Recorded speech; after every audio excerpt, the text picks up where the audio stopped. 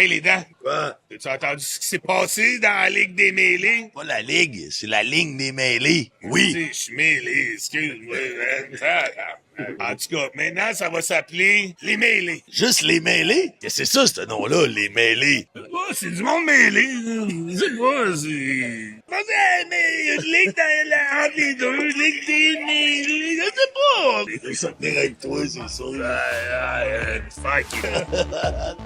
Hey, salut les mêlés. Merci encore d'écouter le show d'aujourd'hui. On vous rappelle que le show est commandité par notre commanditaire officiel Bet99. Bet99 qui est la plateforme de paris sportifs. Like et partage le contenu, c'est grandement apprécié.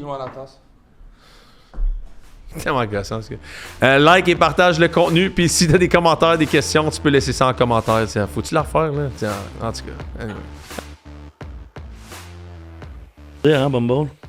Mieux comme ça. Tu sais, comme ça, c'est toujours là qu'on peut s'imbiber d'huile un peu. Puis... Ben là, je pense que c'est commencé. Moi. Ouais, peut-être. Il a l'air, là. Non. Fly me to the shaft. On est-tu prêt? On est parti?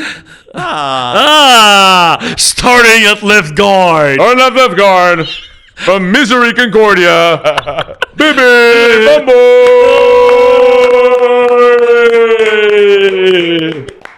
Alright, good job. Grosse promotion aujourd'hui. Fait que le show, ça passe ou ça casse, c'est entre les mains de bébé. Oh! Qu'est-ce qu'on dit?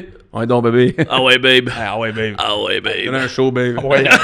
Give us a show, babe. Come on here. Ah ouais, babe. We're thriving, babe. Hey, fais ce que tu fais de mieux, babe. Ah ouais, non. Vis le rêve, babe. Ah ouais. Hey, fais ça comme de la merde, s'il te plaît, pour qu'il puisse retourner là-bas, man. Toi, ça te shake un peu, hein, de t'avoir à côté de moi, ça te shake, hein? Hey, commence pas, toi. Hey. Oh, Chris. On veut vous avertir qu'on a un vlog qui sort bientôt, OK? Oh, oh. Le vlog de la Coupe du Saut. On a vu des extraits hier. Je sais même pas quoi dire. J'arrivais pas à respirer. Je pleurais. Je voyais rien. J'avais les yeux pleins d'eau, man. Je pleurais. Ma blonde était comme, qu'est-ce qu'il y a? Je peux même pas t'expliquer. Je peux même pas t'expliquer ce que je vois en ce moment. Tandy qui disait, dude, je viens. Elle dit, attendez, j'ai une dinguerie. Il nous envoie un clip. 5 minutes après, c'est incompréhensible, le clip, en fait. Ah, ça, c'est Ça s'explique. une des meilleures choses que j'ai vues, là. Ça ne s'explique pas. Mais, tu sais... Mais, premier show était clairement parlé. Je pense que le deuxième show va être signé Pepper. Man. Ouais, 100%, man. Oh, aïe, aïe, aïe. Hey, t'étais en feu, mon homme. J'ai dit, hier, j'ai dit à mes parents, je les ai prévenus, j'étais comme, ouais, là, je vois une couple de clips qui sortent du vlog, puis j'ai l'impression que... T'es as prévenu? Ah ouais, je leur ai dit, ben, c'est parce que ma mère, elle l'écoute religieusement, puis elle trippe, là, tu sais. Elle trippe vraiment, puis elle est comme, ok, mais là, tu sais, des fois, fais attention de pas trop l'échapper. Ah ouais. Je suis comme, ouais, la maman, je te préviens, là. Faut que tu dises rien, en fait. Non, ben, Juste tu sais, ça sort, puis après ça, t'arrives, t'es comme... Ils sont comme... Là, t'es comme... c'est ça, tu sais. Puis depuis le début, je sentais que j'étais quand même en contrôle. Puis, tu sais, ben, tu sais, je suis pas... Parce qu'au début, t'étais comme... Ben, rien. Pourquoi tu te serais pas fait sortir? Puis là, ça paraissait, c'était correct, tu sais. Tu sais. T'étais comme 12 sur 10, mais lui, t'es 28 sur 10. Mais... Fait que t'avais l'air super C'est correct. ça. Mais là, lui, il était 8 sur 10, puis toi, t'étais encore stead à 15 sur 10. C'est ça. Mais parce que pour vrai, je pense que j'étais plus chaud la première fois que cette fois-là. Parce que tous les extraits, je me souviens de ça. Je me souviens du saut de la carpe, là, Ouais, tu sais. Le saut de la carpe, je m'en souviens très, très bien. Ce qui va faire la différence, c'est le point de référence, moi, qui était un peu moins cette fois-ci, là. Pas fait de shotgun, pas fait de shot avant. Ah, il t'a des scènes là, iconiques là, déjà, là, Ah, je me rappelle. Là. Ah, je sais. Mais j'ai hâte que ça sorte. C'est le drôle pour elle. Parce que moi, quand je suis de même, c'est que j'ai du fun. Quand je commence à faire des side quests puis des niaiseries de même, là, genre le saut de la carpe, là, ça, c'est moi quand j'ai du fun, là. C'est quoi ça? Explique-nous donc ça. Explique, je comprends pas. Le show de la carpe, genre Magikarp. Ouais. On est dans le mode Pokémon. Ouais, c'est Magikarp, là. Oh, il se laisse emporter. C'est comme le poisson qui meurt un peu, là. Puis Ouais. qui slide, Ouais, là, mais tu sais. t'en as fait. T'es bien mouru, là. T'es bien mouru, là. Ah, non, Ben ouais. Des clips incroyables. là. Écoute, j'ai hâte que ça sorte. J'ai hâte que... Ben, hâte, oui et non, parce que, tu sais, je répète souvent que, tu sais, je travaille encore dans un cégep, là, tu sais, fait que... Un centre d'éducation. Dans un centre d'éducation spécialisé au Québec, et puis... Ah ouais. Dans une j'ai- grande institution. J'ai des jeunes qui, à tous les jours, me parlent du podcast. Ils sont Fait que, fiers. tu sais, ils sont très, très fiers, mais tu sais, mettons quand je suis sur la glace, puis des fois, je fais une intervention, je me fais dire « Hey, Pepper, commence pas, tu sais. Ah oui. Ouais, c'est ça. Les gars, faut être. Laissez faire. Moi, il faudrait que les gars, ce soit leur prochain CELI. Tu sais. Ils marquent un but, ils font juste le califer sur la glace. Ben là, ils ont hâte que vous veniez faire le starting five, par exemple. Hein? Magikarp. Oh, mais Ils ont vraiment hâte. Ils ont vraiment hâte que vous rentriez dans la chambre puis que vous fassiez le starting five. At starting center, C'est ça. out of Missouri Concordia, Bombo! Bébé Musso! Ah! Que c'est ça. Fait que, alright, hey, salut tout le monde, bienvenue au show du jeudi. On aborde la 12e semaine de la NFL aujourd'hui. On aborde aussi la recap de la fin de la saison des Alouettes, Coupe Vanier, quelques petites nouvelles de la semaine, et puis that's it. Est-ce que vous aviez d'autres choses à l'horaire aujourd'hui? On a notre show de Paris sportif qu'on fait tout de suite après. Merci à tout le monde sur le Discord. Il y a déjà beaucoup d'informations qui s'est partagées sur le Discord. Parley, t'en as pas mal sharé, hein? La semaine passée aussi, moi, il faut que je me rappelle des fois de le faire en temps réel puis de le remettre sur le Discord. Mais la semaine passée, le AJ Brown a rentré au poste en tabarouette. Ça, c'était sûr et certain. Moi, j'ai mis 10 units la semaine passée, chose que je fais jamais. Là. J'ai été all-in sur AJ Brown. T'es un menteur, t'as abandonné les units, ça fait genre 3 semaines.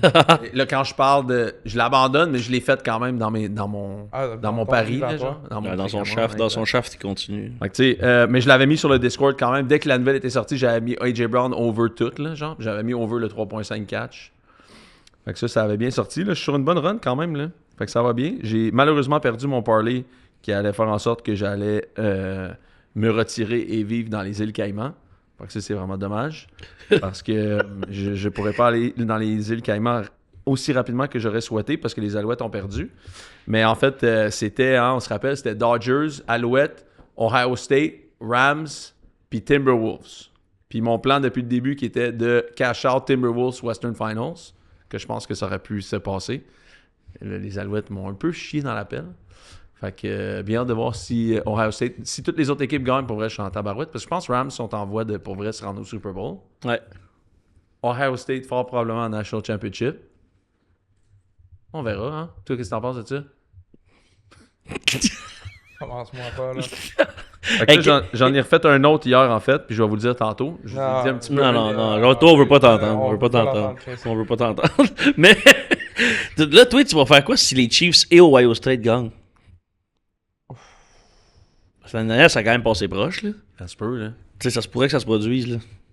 Ben, en tout cas, c'est soit que les Chiefs font pas les séries ou qu'ils gagnent le Super Bowl. C'est ça. Exact, c'est un des deux. Fait que, tu sais, maintenant, qu'est-ce que tu pourrais faire de significatif dans l'éventualité où ça se produit, là, tu sais? Une tournée sur Sainte-Catherine en petit G-string? Ouais. Moi, j'avais pensé à faire quelque chose pour parler. Oui. Fait que tu sais, on avait parlé de tes push-ups. Over-under 600 qu'on avait dit en 1 heure. Je On pense, fait un live event. je pense 500, c'est plus raisonnable. OK, on fait 5,50. Ça me dérange pas, mais c'est parce que le Ah, over... je sais où tu t'en vas over-under de beer. J'aime ça. Fait que j'ai vu le record, en fait, c'est Andre the Giant. Ouais, mais lui, c'est un estime malade, là. Ah ben là. Ben là. Puis toi? Ben, Chris, Hey, I Ok. wish. En 1976, pendant 6 heures de temps dans un pub, Andre the Giant a bu 119 bières de 12 onces en 6 heures. Ce qui est un record. C'est environ 11,1 gallons de bière. C'est genre 40 litres. T'en penses? Qu'est-ce que t'en penses, en fait? C'est ça que je veux savoir. On serait où sur un over-under pendant 6 heures? Pendant Fait que, 6 mettons, heures? tu commences à midi, tu finis à 6. Ou tu voudrais mieux faire 6 minuit? Qu'est-ce que t'aimerais? moi, je pense à un 12 heures, là, un midi à minuit. Là. Je trouve que ça serait plus respectueux. Midi à Pour- minuit, OK. Pour ses talents, c'est plus respectueux, je trouve. On live stream l'événement. Ouais. Ouais. OK. On s'en va à la microbrasserie de Pit Caribou. Ouais. On fait ça à Percé. Ok, fait que c'est dans un. En mois de mai, quand on va en Gaspésie au On mois va de le faire mai. au mois de mai. Ça serait On pourrait cœur. faire un live event. 12 heures de temps. On essaie de boire un maximum de bière. Ouais. Mais là, en même temps, je veux pas dire. Tu sais, on veut pas. Fun, là. Il faudrait pas Oui, que, non, tu mais c'est sais. sûr, ça va être le fun. Ah, c'est ça. Ben oui. Puis ça me fait penser, ça Il serait est quasiment... genre, ça c'est serait- lui qui prend dessus et Tu sais, même dans- la défense. Tu sais, dans Seigneur des Anneaux, là, quand Gimli est en face de Legolas, là, puis ils font juste se striker des bières, là, tu sais, puis t'as comme la caméra sur le side, puis tu vois l'évolution de tout ça. J'imagine une petite caméra direct sur Parley, là, avec l'évolution de bière en bière, là, tu sais. Mais c'est parce que les elfes, ils trichent, ils peuvent pas virer chaud. Ouais, ils peuvent pas... tu sais. C'est vrai. Ben, es-tu un elfe, toi? Peux-tu virer chaud? Je pense que oui. Fait que ça fait environ 20 bières de l'heure pendant 6 heures si tu voulais prendre 100 20 bières en 6 heures. Ok, mais le 120, peut-être pas, là, mais... OK, donc si on fait 12 heures... 12 heures, 6 heures, j'allais dire, genre over-under 30-40. Attends, 12 heures. Mettons qu'on fait 12 heures, 4 bières à l'heure. C'est faisable, ça? Ben oui. Voyons. Ben oui. Il va pas boire 48 bières. Voyons Over donc. 2, 48 bières. 100%. Over 2, 48 bières. 100%. Moi, je dirais 40 sur le over-under. Est-ce En qu'on 6 pourrait- heures? Est-ce qu'on pourrait faire par Non, 12 heures? 12. On pourrait-tu faire un event sur Bet99 aussi pour les paris? Ben, c'est sûr. Autant pour l'affaire de push-up que pour ça, là, ça serait puissant. Là. Je sais pas si ça fonctionne, puis si là, notre vidéo vient de démonétiser, puis on vient de perdre notre compte. Je sais pas si tout vient de se passer, en fait, dans cette seule phrase. J'espère que non. Parce que c'est pas ça qu'on va faire. On le fera pas, en fait, hein? On le fera pas. Non, c'est on le ça, fera pas. C'était vraiment une blague. On le fera pas. OK, donc, on repart à zéro. Mais on vous tient au courant de ça. Mais moi, j'aimerais ça faire le concours de push-up. Je pense que ça serait vraiment bon. Ben oui, je suis En prêt. chest avec du Rocky, là. Ben oui, 550 Avec push-ups ma en serviette, avec ma serviette. du training 550 avant. push-ups en 1 heure. Je dirais pour 500 pour le over-under. Pas parce que 500. juste parce que je trouve que la ligne est plus. OK. Puis à chaque 10 push-ups, je vais avoir une bière. Ça fait 8 push-ups de l'heure. Ben, De la minute. de la minute. C'est ça, c'est. C'est chill, là. Ouais, ça, je. C'est même trop, même. Faut mettre 10. Ouais, mais 10. oublie pas que gros, c'est pas des bras de. C'est des bras de 2 par 4 dans ta Tu sais, c'est des. Tu sais, ils en ont vécu ces bras-là, là. Mais tu sais, mettons, j'ai plus confiance en mes cuisses d'hockeyeur que mes bras de masturbateur, là, tu sais. Oh. Bon, un autre strike. Chris, ta mère, elle écoute pas ce show religieusement, man? Ouais, mais. Je garde ça dérange, mais Voyons, non, ma mère, inquiète-toi Ouais, pas, elle est vulgaire aussi, Elle est là. vulgaire, Hey, le nombre de fois que je me suis dit, s'il fallait que je Elle va être traduise tout ce contente que de ma tout ce que mère. tu es en train de dire, hein? Bon, ça la choque pas. Je m'en vais faire des push-ups au final, je me mets en forme. Elle va être contente. ¿Dónde está la biblioteca, Pedro? Ah non, qu'elle passe à moi. Porque la masturbación sur le podcast. Pourquoi tu parles de ça? Il ne faut pas parler de ça, non, voyons. Voilà, hey, oh. Taco sombrero. Tu sais? Hola, maman. Hola, maman. maman. On dit hola, maman Gutiérrez. Hola, mamá Gutiérrez. ¿Dónde está la biblioteca, Pedro? Bon, Bon, sur ce, Oui. on veut remercier nos commanditaires encore une fois, Bet99 qui est notre commanditaire officiel du show. Pour tous les nouveaux comptes, vous allez sur Bet99, vous rentrez les informations AGN 99 pour les nouveaux comptes et Bet99 couvre jusqu'à 800$ de vos premiers bets perdants. On remercie aussi Déménagement La Chapelle. Vous pouvez aller sur déménagementlachapelle.com pour tous vos déménagements résidentiels, commerciaux et industriels. Si vous avez une business ou quoi que ce soit, ils font aussi 85% de leur business, c'est du déménagement commercial ou industriel. Fait que passez-leur un coup de fil. Mentionnez les mailés, vous aurez le meilleur traitement possible. On remercie aussi la Ferme Dorée d'être notre commanditaire officiel, AGN10, le code promo sur la Ferme Dorée pour faire venir vos œufs, la viande, tout ce qui est qualité de la ferme, ça ne se retrouve pas en épicerie. Puis Pete Caribou, encore une fois, dont on parle assez régulièrement sur le podcast. Merci d'être notre commanditaire officiel de bière. Donc, sur cette merveilleuse intro, qui était prévue, hein, c'était dans notre plan de com de la journée. quand on a établi le plan d'émission, c'était écran en haut, là. Ouais. C'était comme. Juste avant de commencer, on a dit est-ce que ça couvre tous les sujets dont on veut parler? Oui, parfait. Donc, commençons avec ça. Alright, fait que ça a été le recap des Alouettes en début de semaine. Peut-être, petite chose à noter, OK? Recap des Alouettes. Plusieurs agents libres en vue, OK? Puis, il y a un sujet qui m'intéresse un peu. Il y en a 2 sujets, en fait, qui m'intéressent. Premier, Tyson Philpott. Tyson Philpott, qui est le meilleur receveur des Alouettes quand même depuis 2 ans. Il est évidemment souvent blessé, depuis 3 ans, peut-être on peut dire. Il était blessé quand même pas mal les 3 dernières années. En 2023, il a joué justement toutes les games de playoff où il a absolument tout arraché. Cette année encore, c'était le meilleur joueur quand il était sur le terrain. Il est agent libre sans compensation. Le receveur, tu as Charleston Rambo aussi. Cole Speaker. Tyson Philpott a dit en entrevue d'après-saison qu'il doit faire ce qui est mieux pour lui et sa famille. Fait que sa famille, c'est Jalen Philpott. C'est son frère jumeau qui joue à Calgary. Toute sa famille est à Calgary. Mon intuition me dit que Tyson Philpott est gone. C'est ce que je me dis. Puis, j'ai hâte de voir ce qui va se passer avec ça parce que si Philpott est parti, bien, ça ouvre un spot de Canadien. Ça laisse un gros trou dans la brigade des receveurs des Alouettes. Puis, je vois pas personne qui est sur le roster en ce moment qui pourrait le remplacer. Un joueur qui pourrait être vraiment intéressant, c'est Sam Emilus des Rough Riders de Saskatchewan. C'est un gars de Montréal. C'est un francophone qui a quitté le Québec il y a longtemps pour jouer à NCAA, qui a eu une grande carrière, puis il a tout arraché en Saskatchewan. Là. Avant cette année où il s'est blessé, c'était 2 saisons en haut de 1000 verges. En 2024, il avait eu 140 targets. C'est un excellent receveur de Il pointe. est agent libre? Agent libre, il peut débarrasser, sans compensation, pour faire référence au hockey. Donc, il est agent libre à la fin de l'année. Je crois qu'il aime beaucoup le Rider Nation. Ça, c'est clair. Je pense qu'il adore être en Saskatchewan. C'est une star là-bas. C'est le meilleur receveur. Ils viennent de gagner la Coupe Grey. Pourquoi pas signer un contrat d'1 an encore? Trevor Harris pourrait revenir, puis on repart. Mais je pense que les Alouettes pourraient y offrir un contrat de 3-4 ans, tu sais. Comme le rendre vraiment la star de l'équipe pendant 3-4 ans. Parce que il va sûrement coûter le même prix que Phil Pott, mais tu te bats pas au fait que Phil Pott va vouloir tout le temps... Tu sais, jouer avec ton jumeau, ça doit être cool pareil, là. C'est flyé quand même, là. Eh oui. Je sais pas, j'en ai pas de jumeaux. Moi non plus. Mais je pense que ça doit quand même être cool. Ce que ça doit faire comme histoire, là, tu sais. Puis Phil Pott, son père est là-bas, qui jouait dans la CFL. Tout le monde est à Calgary, en fait, là, tu sais. Puis j'ai comme l'impression qu'il est parti. Fait que ça, c'est mon dossier numéro 1 que je pense que les Alouettes doivent... Puis quand je lis un peu entre les lignes, puis je lis ce que Danny dit, on va essayer de s'entendre, on va faire le mieux possible qu'on peut. Pour moi, j'ai l'impression qu'il sait que c'est terminé à l'autre. Peut-être que je peux me tromper. L'autre dossier qui est intéressant, c'est celui d'un carrière remplaçant. On avait McLeod Beto Thompson qui a joué toute l'année, qui coûtait cher aux Alouettes comme deuxième quart. Tu sais, c'était comme un quart substitut, mettons, qui est chèrement payé, là, genre Kirk Cousins. Ah ouais. Donner un bon exemple. Mais je pense que la Coupe Grey nous a démontré que les Alouettes ne sont pas à la recherche d'un carrière remplaçant. Tu sais, je pense que Davis a de loin montré que c'est lui le dog de cette équipe-là, le go-to guy. Puis même sur une jambe, ben, ils l'ont renvoyé pareil. Hein?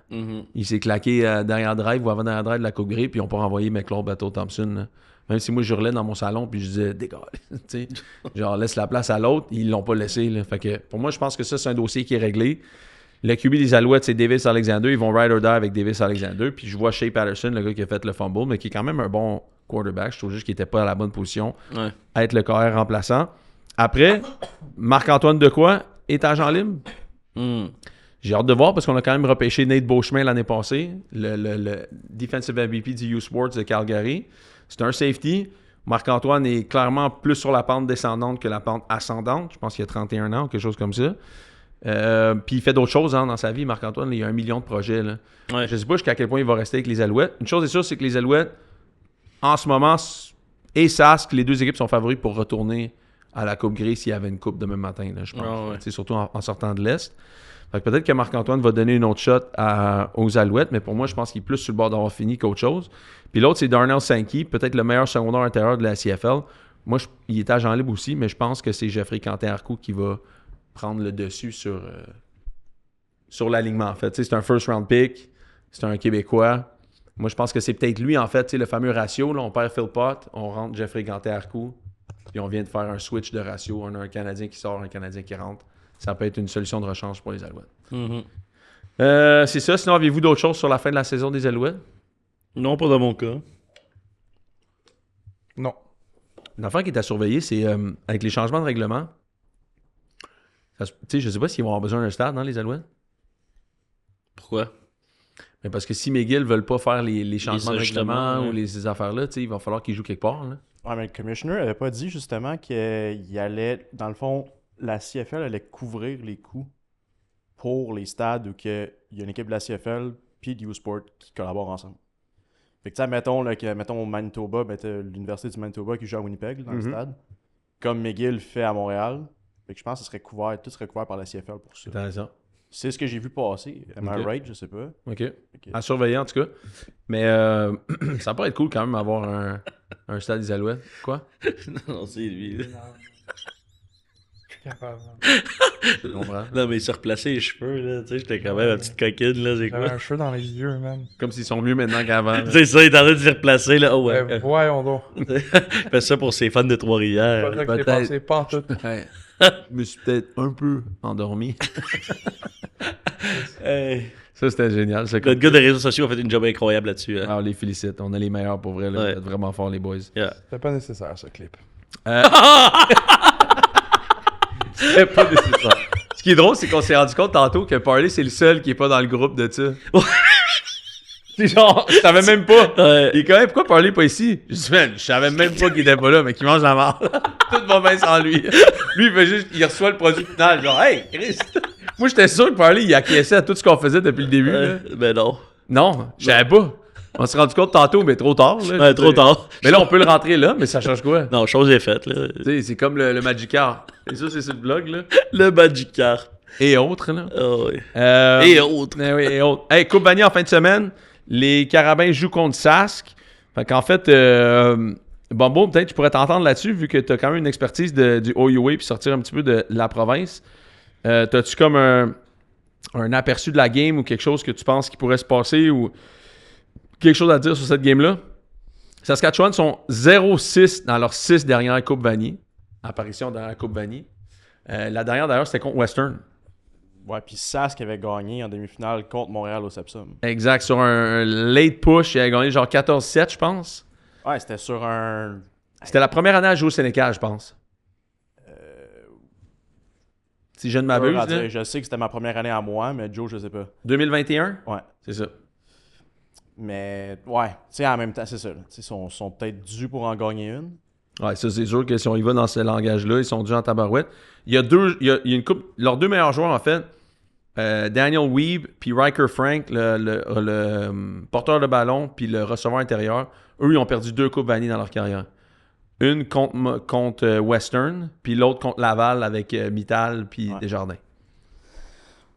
J'ai hâte de voir. C'est sûr, là, honnêtement, là, je pense qu'on avait parlé un peu lundi là, par rapport au fait que j'ai hâte de voir à quel point la communauté va être en arrière d'eux autres. Ouais. Ça va-tu apporter un push avec le fait que Sask a gagné la semaine passée? J'ai hâte de voir ça pour vrai. Là. C'est sûr qu'elle veut pas jouer devant un stade qui est packed ou un stade qui est vide. T'as un gros avantage, là, surtout quand le home crowd, c'est ta ville, veut pas. Là. Mais Penses-tu qu'ils vont en avoir un?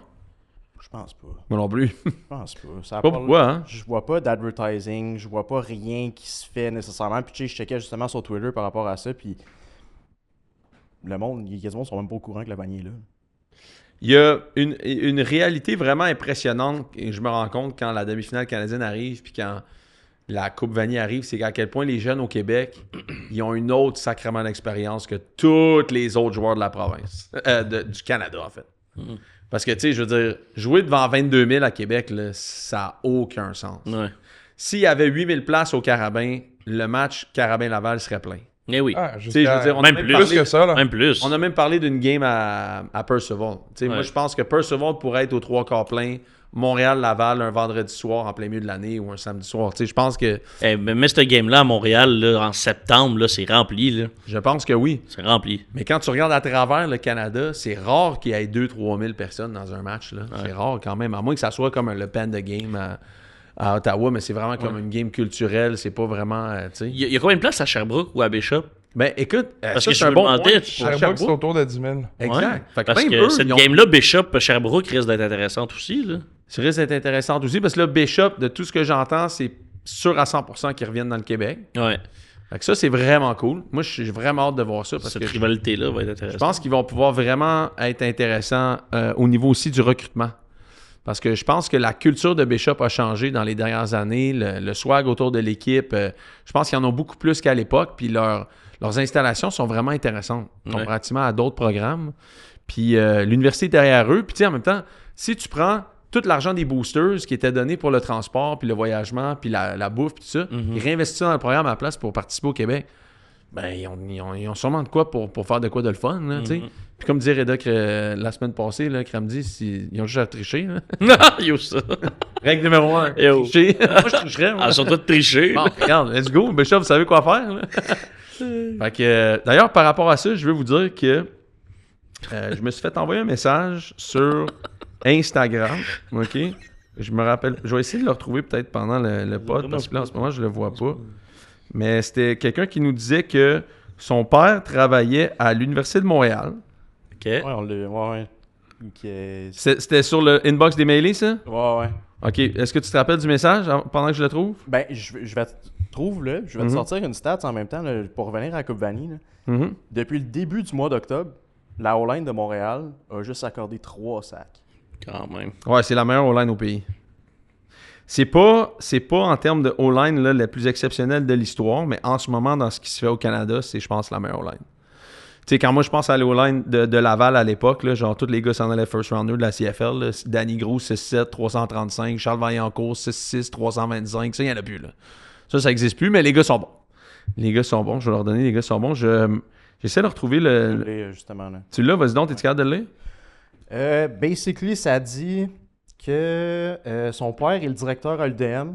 Mhm. Puis il fait dire que l'université avait aucun problème à payer tous les déplacements des carabins.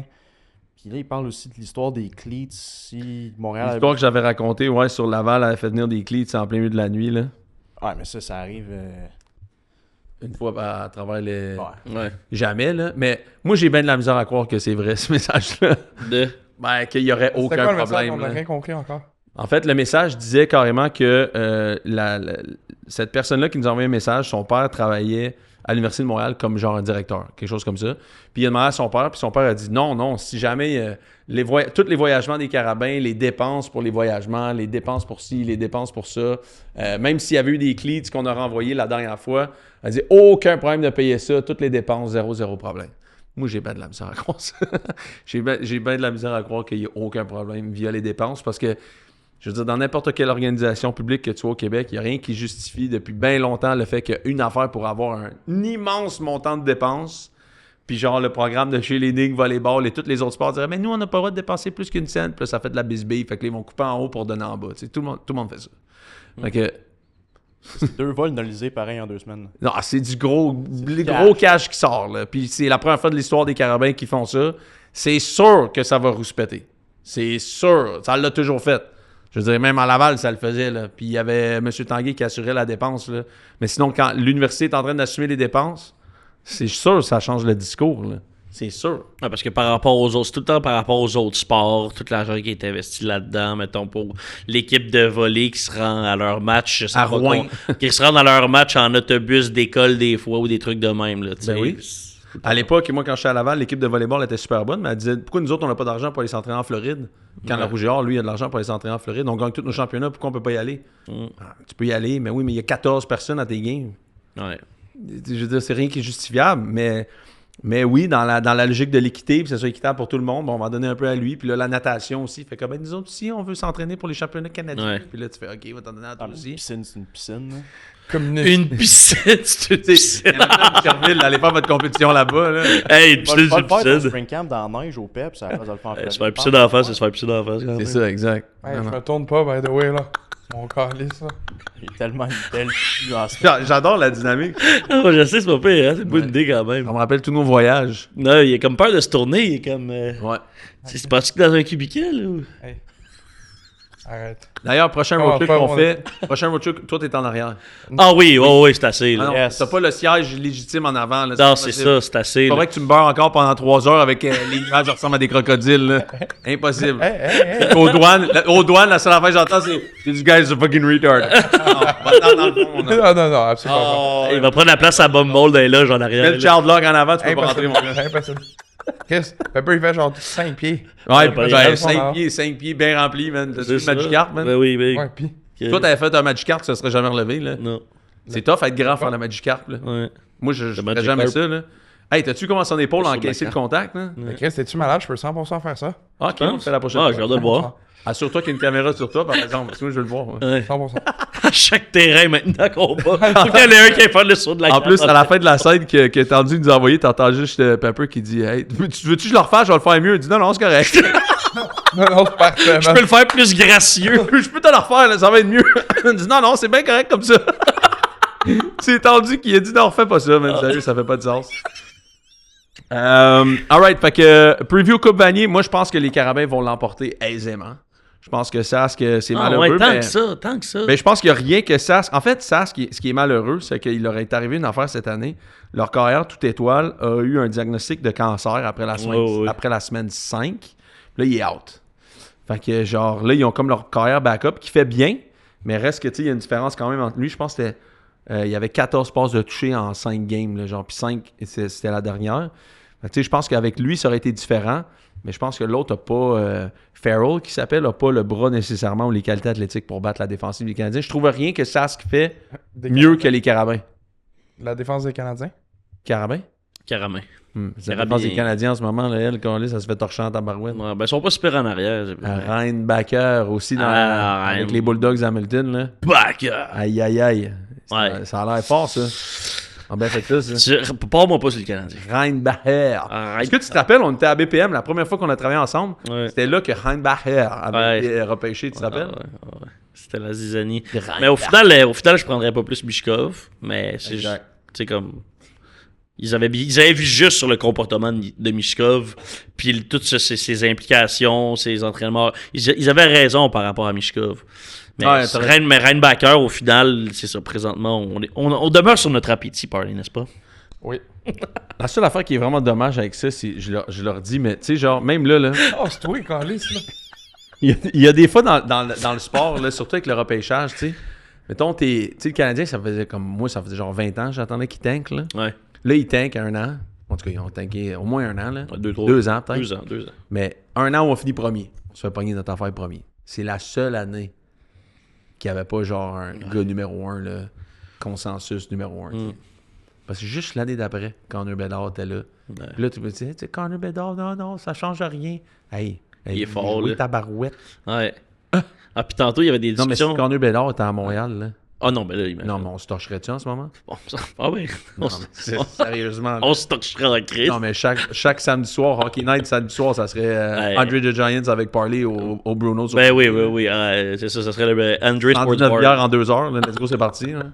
à chaque goal du Canadien. Non, mais ça serait ridicule. Ouais, oui. Ouais, ça fait chier, ça. Puis, non, ben c'est ça. Ben, il n'y aura pas un autre, là. Puis c'est une discussion intéressante, là, parce que là, tu sais, il y a l'équipe canadienne est en train de se former là, pour les Jeux Olympiques. Là. Ils sont en train d'évaluer qui va le faire à l'attaque. Puis tout. Puis le monde parle de bon, est-ce que Bédard va faire l'équipe? Est-ce que Celebrini va faire l'équipe? Est-ce que jeunes, mettons, Suzuki, Shifley, etc. Puis je trouve ça. Schaefer aussi. Ils ont rajouté sur la liste. Ouais. Tellement fort. Tu sais, fait que tout ça, c'est intéressant parce que, en tout cas, c'est une discussion que je trouve intéressante parce que les gens veulent que là, Bédard, mettons, rentre dans l'équipe pour Celebrini, mais la réalité, c'est que je me questionne sur pour moi, c'est impossible que les deux le fassent, mais c'est que, mettons, Connor Bédard rentre dans cet alignement-là. Est-ce qu'il y a des aptitudes défensives pour rentrer dans un rôle de 3e, 4e trio dans ce genre de tournoi-là? Moi, c'est plus là que je me questionne. Même Celebrini est peut-être un peu plus responsable défensivement, mais c'est des minutes où tu vas jouer contre les meilleurs trios adverses, des meilleurs joueurs offensifs au monde. Est-ce qu'ils ont déjà ces responsabilités-là dans leurs équipes respectives? Je suis pas sûr. Moi, je mets Bedard sur la première avec McDavid. Là. Oh, mon petit Libert, toi, mon tabardouche! Ça serait malade! Ben, c'est parce qu'en même temps, ouais, peut-être. Why not? Peut-être. Quand j'entendais Bergie à TVA Sport, Bergeron, man, qui est une légende, là, ouais. Il dit là, tabarnak, il dit maintenant, là, il était là assis dans les couches, là, puis il râlait de la...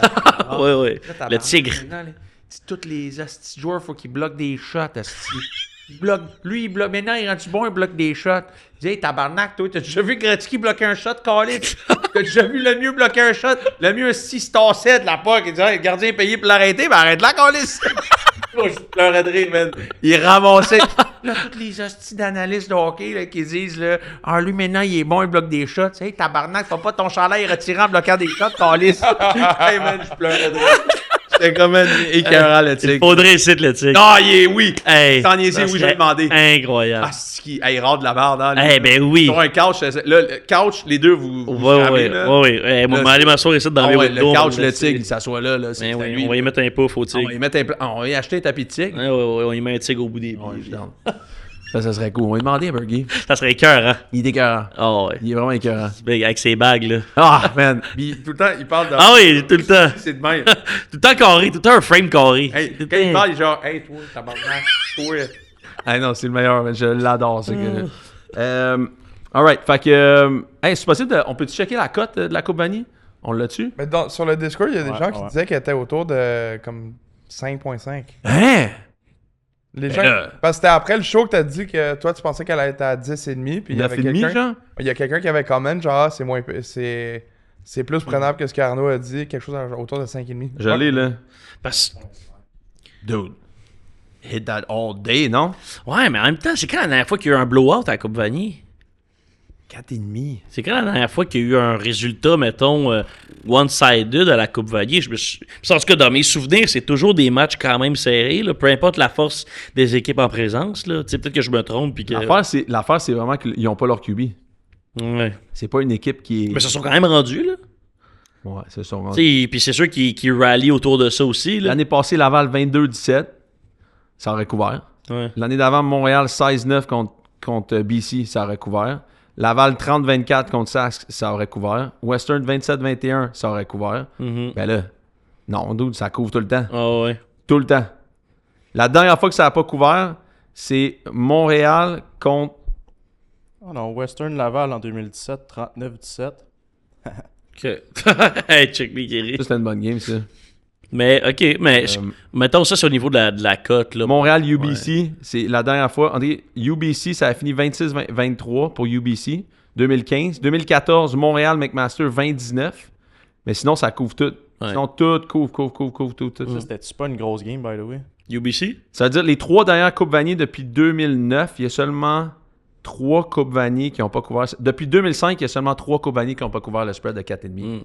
C'est un gros trend, là. Intéressant. OK. Fait que ça, c'est vraiment... Mais c'est quand même toutes des games serrées. Ouais, Ben, c'est du 4.5. ces games-là, c'était peut-être pas 7 nécessairement 4.5 la cote, là. Ouais. Peut-être qu'il y en a que c'est 8,5, peut-être qu'il y en a que... Évidemment. Mais quand tu regardes le bottom line, c'est que c'est rare que c'est en bas de 3 points, là. Mais tu sais, en même temps, ça, ce qui. Tu sais, je sais que leur carrière est pas là, mais justement, il me semble que c'est ceux qui rallient autour de ça.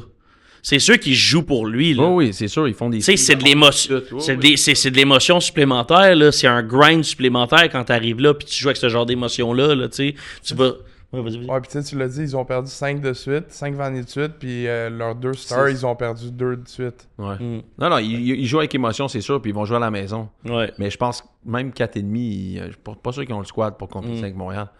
Montréal sont bons en tabarouette, là. Ouais. Tu sais, ce qu'ils ont fait à Laval, là, moi, je me rappelle pas d'avoir vu une coupe dans du Moore du saut avec, tu sais, scorer 30 points à Laval, là. Ouais. La ça- motivation était là aussi. Hein. Ouais, ils se sont pissés en face toute la semaine, là. Pas sûr que ça, qu'ils vont faire ça, là. À moins Nombre que- de fois qu'on a dit à la joke, c'est ou genre, dans nos trips, je te pisse dans le nuque, je te pisse dans la face, eux autres, ils l'ont fait. Ils l'ont fait pour vrai. C'est des stuff. OK, fait que moi je prends Montréal moins 4,5. Fait que c'est ça ma prédiction pour la game. Hey, juste une petite parenthèse avant de continuer dans le sport et dans le football. Avez-vous vu l'histoire du snowboarder canadien? Avez-vous ça passé? Y a-tu un nom? Lesquels? Ouais, OK. Fait que ça, c'est... En fait, checkez bien ça. Ryan Wedding, OK? Il a fait les Jeux olympiques de Salt Lake City en 2002. C'est un Olympien snowboarder, OK? Il est rendu sur le FBI Top 10 Wanted List. C'est le plus gros kingpin de cocaïne Oh! en Amérique du Nord. Oh! J'étais comme... Olympien, kingpin de la cocaïne, that's a successful man. That's like a fucking great guy. Il aime ça la poudreuse, C'est man. ça, snow on and off the ice. C'est comme il est juste resté dans la poudreuse toute sa vie, là, c'est tout, là. Dude, hey, il était à Salt Lake, il a tout cassé comme Olympien, vient d'une excellente famille de ski, tout, parti sa poudreuse. parti dans la neige totale, puis il a fini qu'il a fait importer 600, moving over 130 000 livres de coke par année. Hey, c'était un pas pire, hein? Business. C'est pas pire. Les Mont-Tremblant au complet. Ah oui, oui, il t'en a chié une couple, là. Hey, non, mais c'est quelle histoire, là, je veux dire, il est... Ouais. Il l'appelle le modern day Pablo Escobar. Ouais, exact. Puis tu sais, oui, il a comme apparemment il a fait tuer du monde puis tout, puis genre des trucs comme ça, mais sinon, ouais, ça c'est. quel entrepreneur là, je veux dire, athlète, entrepreneur. Mis à part le fait qu'il y a une couple de personnes qui sont mortes à cause de lui. Elle, entrepreneur! Moi j'ai vu en plus, regardez les photos, beau bonhomme en plus, casquette des Dodgers, il y a pas une casquette des Jays, là, tu vois que c'est un real. Qu'est-ce que ça se laisse, tu sais? Ben non, mais là, je sais pas là. Hey, on essaye de Hey, Rev, vas-y, c'est cela! répète la botte. Mais là, tu nous as mis à côté. Ben oui, c'est ça, bonne idée. C'est beau le bingo, là. Tu veux pas avoir le go d'en face. Hey, toi là. Go bingo, tu vas pas le go d'en face là. Fait qu'en tout cas, histoire rocambolesque, je vous invite à lire ça, mais somme toute, j'étais très impressionné. Qu'est-ce qu'on passe ça, man? Je me disais, c'est une carrière accomplie, là. Je sais pas comment dire ça Ça, autrement. quand tu trouves ces infos-là, mettons, c'est où tes recherches? Ça me pop, là, Ça je sais me pas, pop. je vois ça, puis là, j'étais comme... Tout le monde était comme, violent man, blablabla. J'étais comme, seems like a very successful man. J'étais comme, wow, interesting life. Fait que c'est ça pour ça. Belle sinon, parenthèse. On revient dans le football. Avez-vous vu l'entrevue de Fernando Mendoza, Oh, Mendoza. carrière de Indiana, avec Urban Meyer et tout? Écoute, je vous invite à aller voir ça. Là. C'est le plus gros turbo-autiste de la NCAA. Non, mais il est le next level turbo-autiste. Là. C'est incroyable. Parce que là, hier, Urban Meyer, tout le monde, il a fini son entrevue, là, puis tout le monde a fait genre... OK, c'est le number one overall pick. Ça a aucun bon sens. C'est Andrew Luck sur les roids, là. C'est pas loin de... Tu sais, Andrew Luck, il avait l'air de... C'est quoi le nom de Superman, là, dans la vraie vie, là? Clark Kent. Ouais, il avait l'air de Clark Kent, un peu super... Tu sais, genre, il se mettait des lunettes, il avait l'air de pire nerds, là. Ouais. Ben, écoute, c'est incroyable, là. Fernando Mendoza, c'est next level, là. Il dit... Je regarde un tweet ici, il dit « Buying all the stock. Need a mentally handicapped and socially awkward QB. He won't be doing sex tourism with Micah Parsons like CJ Stroud and won't be trying to get equity of your team like Caleb Williams. » Fait que s'il y en a qui avaient suivi, Caleb avait demandé à être propriétaire d'une équipe en se faisant drafté numéro 1, ce qui a été refusé. Ça, là. Mais, Peux-tu croire, man? Ouais. Hey. Mais Fernando Mendoza qui... en tout cas, sa ligne pour être dans le top 3, en tout cas, au prochain draft de la NFL. C'est quand même assez surprenant. L'historique un peu du NIL puis de ce qui se passe dans les carrières, dans les plus petits. On a trouvé un autre. programmes. On a trouvé un autre Fernando Mendoza qui est. Ah, c'est pas lui, ça? On pourrait donc voir la caméra. Ah, on voit pas. Non, on le voit pas. Je peux l'avancer, mais tu sais, il est comme vraiment pas pire. Ouais, c'est pas lui, hein? Non, c'est pas lui, mais je le prendrais comme arrière, lui aussi. Ouais. Fait que c'est ça. Fernando Mendoza, cette semaine, dans les nouvelles de la NFL, reste qu'il a de l'air... puis il joue vraiment bien là, cette année en plus. Là. Ben oui. Dans une année qui est un peu rocambolesque au niveau de tout là, ce qu'on pensait qu'il allait se passer dans le prochain repêchage. Genre Drew Aller ou Newson Meyer ou ce genre de carrière-là qu'on regardait pas mal en début d'année finalement. Ty Simpson, Fernando Mendoza peut-être au prochain repêchage. Dante Moore. Pas sûr, je pense qu'il va retourner de ce que j'entends. Ben, ça se peut qu'il retourne, mais s'il va au draft, il sort première ou deuxième ronde. Là. Ouais, exact. Mais tu sais, peut-être pas first overall. Là. Puis Lane Kiffin à Florida, c'est les plus grosses nouvelles que j'entends. Ben, Florida, ils l'ont fly out. Ils ont fly out sa famille samedi, ou dimanche, je pense. Puis après, LSU, ils l'ont fly out lundi. Et Ole Miss lui ont réoffert, puis il n'a pas accepté. Fait qu'il attend la fin de l'année, mais pourrait se passer quelque chose où il accepte la job en même temps que Ole Miss est en college playoff, puis il quitte l'équipe en même temps que l'équipe est en college playoff. Il ferait pas ça. Ben, ça s'est déjà fait dans le passé, là, qu'un coach quitte avant un bowl game. Là. Ouais, mais il y a une différence entre un bowl game et un playoff game. Là. Je pense pas.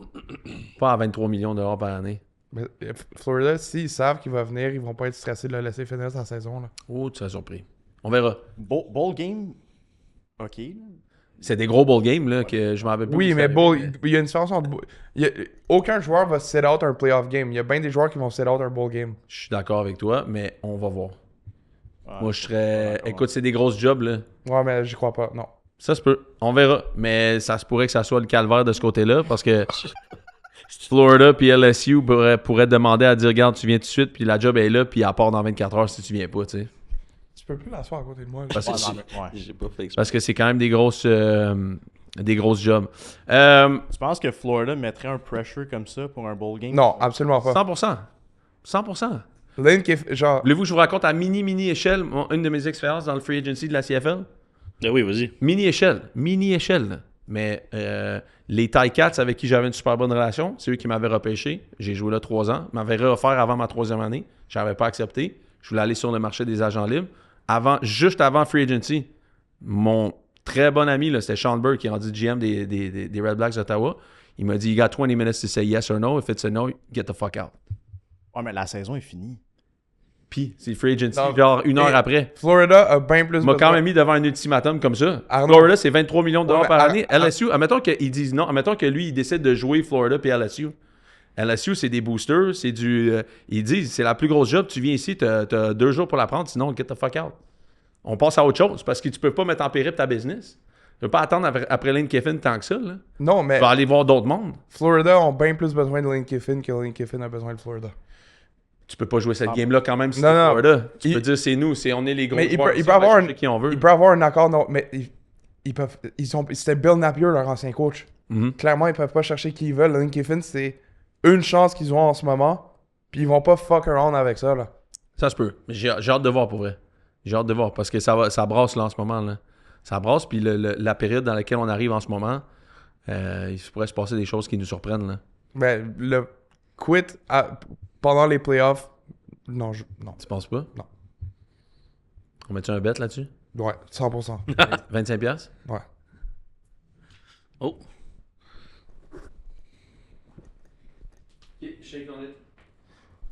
Parfait. Tu sais, changer les micros, là, Ah, mon ça, gars.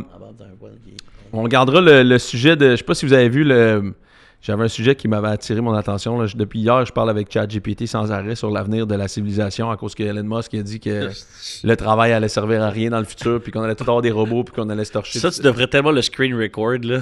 Tu devrais tellement le screen record. Jusqu'à tantôt, j'étais dans l'auto, puis j'étais comme... You really think this is gonna happen? Puis là, blablabla, puis là, le chat est comme, yeah, I think you're right, I don't know. Puis là, j'étais comme, damn. J'espère. Tu parles à un robot qui veut prendre ta job. C'est sûr, il va dire oui. Là. Je sais, il essayait genre de... Il essaie d'être influencé là-dedans. Il veut te rentrer dans le loophole. Hey, Ouais. ChatGPT, ça me fait tellement chier. Il a dit à un moment donné une affaire, il a dit genre, le robot, à un moment donné, je parlais du futur, puis il dit, yeah, those are probably gonna be the jobs that last the longest. Là, je dis, yeah, you said last the longest. Il était comme, I know. Là, j'étais comme, do you mean like all jobs are gonna be gone? Il dit, most likely. J'étais comme, damn. Il a vraiment joué sur genre l'intensité du mot, là, tu sais. Je trouvais ça capoté, man. Ouais.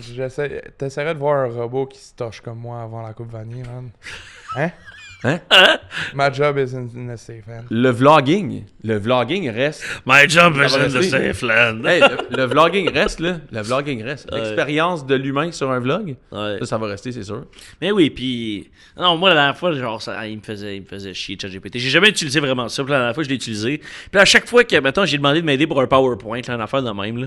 Puis là, à chaque fois que j'étais comme, OK, c'est ça que je veux, il me proposait tout le temps autre chose, là, genre une spécification supplémentaire. À un moment donné, j'ai juste dit, genre, yo, pour vrai, j'ai juste dit, shut up. Puis là, ouais. Oh, ouais, moi aussi, des fois, il me tanne. C'est là. sur le blacklist, là. J'étais comme...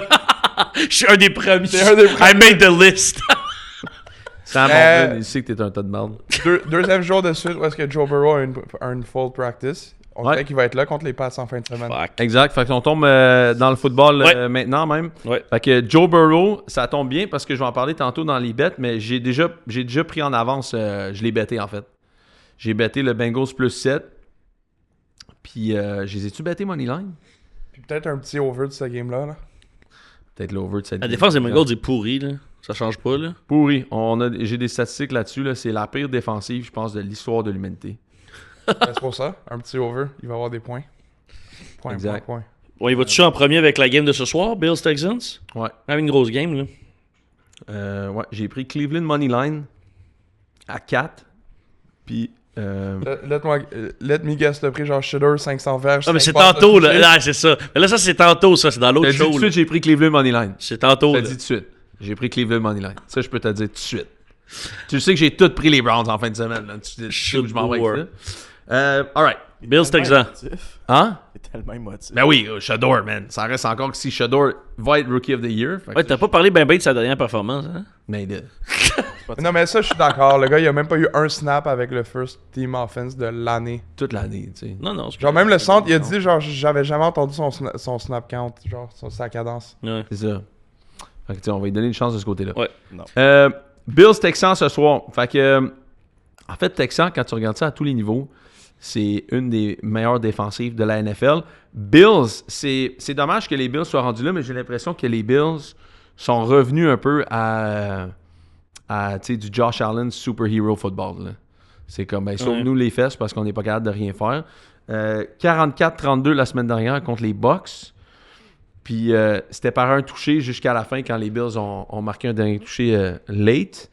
Fait que c'est une défensive qui est extrêmement poreuse. Puis pour l'avoir vu en vrai, là, c'est fascinant à quel point ils sont mauvais en défensive. Là. Vraiment extraordinairement mauvais en défensive.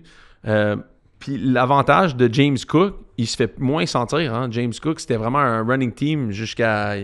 Depuis que Joe Brady est rentré comme coordinateur à l'attaque il y a 2 ans de ça, ça a vraiment été beaucoup plus par James Cook, beaucoup plus au sol. Puis on dirait que ça se passe plus. 16 courses, 48 verges la semaine dernière. C'est la plus longue course de 8 verges contre les Bucks. Pas très dynamique. Là. Ouais. Puis de ce côté-là, ben Josh Allen, la semaine passée, 6 courses, 40 verges. Tu sais, ton porteur a 3 verges en moyenne, ton carrière en a 7. C'est encore là. C'est Josh Allen, genre, on va y faire courir la balle 11 fois, puis on va le faire lancer 34 fois. Parce que les équipes adverses, en même temps, tu te dis, si on arrête James Cook, il reste déjà. Tu sais, comme par la passe, ils n'ont pas un receveur de passe ou on a un tight end qui est capable de vraiment se démarquer en situation de 1 contre 1. Fait qu'ensuite de ça, ils arrêtent le jeu au sol. Puis après ça, comme tu dis, c'est Josh Allen doit tout faire. Puis on le sait qu'à long terme, c'est une stratégie qui ne fonctionne pas. Fait qu'ils vont être capables de battre des équipes, mettons, de ce type de calibre-là. Mais contre Houston, j'ai l'impression que ça va être plus compliqué. Là. Parce que je pense encore Mills qui start. Il me semble que c'est Mills qui start. Ouais, exact. Ils ont un des pires degrés de séparation des receveurs de la NFL. Ça veut dire beaucoup par rapport à leur receveur. Keon Coleman ne jouera pas encore cette semaine. Ouais. Il s'est l'autre une 2e semaine. Pour moi, je pense que c'est mort là, du côté de Coleman. Kincaid, il joue pas non plus. Kincaid ne joue pas non plus. Je pense que c'est la fin là pour Keon Coleman. Ils ont raté Ladd McConkey, là, qui était le pick tout de suite après. Ils aimaient bien Keon Coleman, mais je pense qu'il s'est avéré être un peu plus mêlé qu'autre chose. Là. Je pense qu'il y avait qu'à voir son entrevue au draft pour te rendre compte que c'était tout un personnage, mais... Tu peux être un personnage, mais en même temps être très sérieux dans ton travail. Puis je suis pas sûr qu'il est très, très sérieux dans son travail. J'écoutais Vance Joseph, le coordinateur en défensive des Broncos cette semaine. Puis on lui demandait c'est qui un joueur que tu as le plus aimé coacher. Savez-vous qui il a dit? Il dit Pac-Man Jones. Il a dit Pac-Man Jones, c'est le gars le plus pro que j'ai jamais coaché de ma vie. C'est drôle, hein, comment on a l'impression que pas toujours le gars qu'on... Il dit Pac-Man arrivait au meeting, puis il me questionnait. Genre, il me testait. Il avait tellement fait de films, il avait tellement checké l'analyse, il avait tellement fait toutes ses affaires qu'il demandait au coach, genre, c'est quoi la stratégie, puis pourquoi, mettons, tu fais ça, puis il voulait comme vêter un peu ses coachs, voir. Fait qu'il était tellement préparé, Pac-Man, à tous ses meetings, qu'il testait le coach pour voir si le coach était on top of his shit, genre. Intéressant. C'est drôle, hein, parce que Pac-Man, des fois, on avait de l'air, on se faisait montrer un peu comme dans les médias, puis tout, que c'était un gars qui était peut-être all over the place, là, peut-être pas vraiment le gars le plus sérieux. Ben, Joseph, il dit c'est le meilleur gars que j'ai coaché dans ma vie, le gars le plus pro des pros. Ben, c'est ça que tu veux aussi, là. Tu veux des gars qui sont investis. Complètement. Investis, puis, tu sais, être un professionnel de ton sport, tu sais, c'est pas l'habit qui fait le moine non plus, tu sais. Dans le sens que, tu sais, je veux dire... Non, c'est ça, mais tu sais, je veux dire, c'était intéressant parce que moi aussi, j'ai découvert ça vraiment dans les pros, comment tu pouvais vraiment... Tu sais, il y avait des gars qui étaient vraiment, là...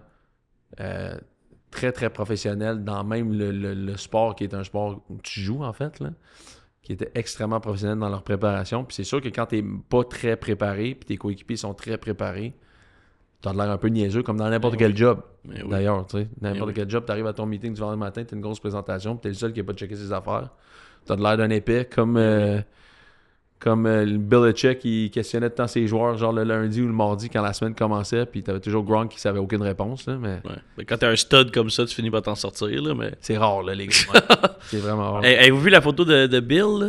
La photo de Bill au truc de cheerleading, là? Oh my God.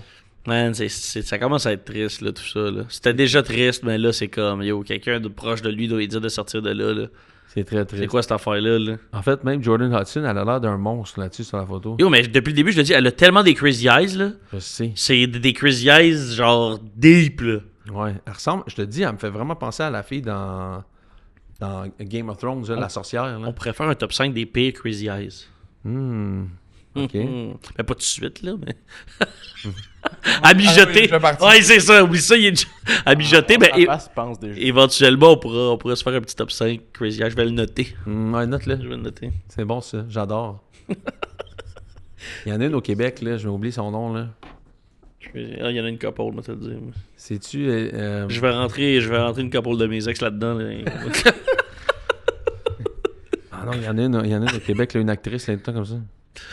Ah, ben elle, c'est parce qu'elle a peut-être sur bien des affaires aussi. Là. Ouais, peut-être. OK, prochain épisode, on fait top 5 Crazy Eyes. J'aime ça. Alright, moi je veux parler des Bears. Bears qui sont sur une streak quand même. On peut parler des Pats aussi, si tu veux, en parlant de streak. Oh, en parlant du streak. Non, mais... Tu y crois, toi, aux Bears? Pas cette année. Tu y crois dans comme 2 ans.